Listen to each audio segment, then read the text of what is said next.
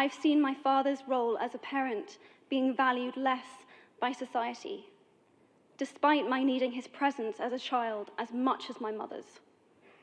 I've seen young men suffering from mental illness, unable to ask for help, for fear it would make them less of a man, or less of a man.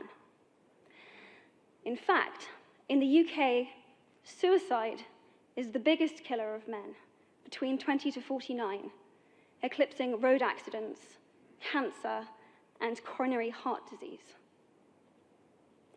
I've seen men made fragile and insecure by a distorted sense of what constitutes male success. Men don't have the benefits of equality either. We don't often talk about men being imprisoned by gender stereotypes, but I can see that they are, and that when they are free, things will change for women as a natural consequence. If men don't have to be aggressive in order to be accepted, women won't feel compelled to be submissive. If men don't have to control, women won't have to be controlled. Both men and women should feel free to be sensitive. Both men and women should feel free to be strong. It is time that we all perceive gender on a spectrum instead of two sets of opposing ideals.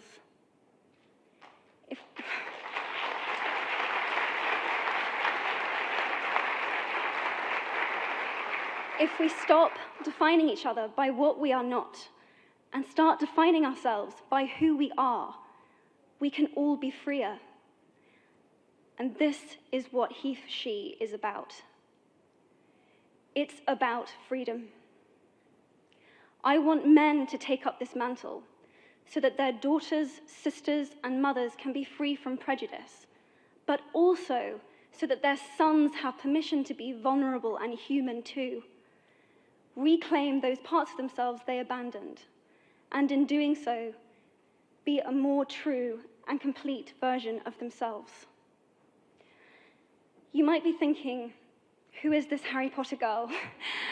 And what is she doing speaking at the UN? And it's a really good question. I've been asking myself the same thing. All I know is that I care about this problem, and I want to make it better. And having seen what I've seen, and given the chance, I feel it is my responsibility to say something. Statesman Edmund Burke said, "All that is needed for the forces of evil to triumph is for good men and women to do nothing." In my nervousness for this speech, and in my moments of doubt, I've told myself firmly, if not me, who? If not now, when?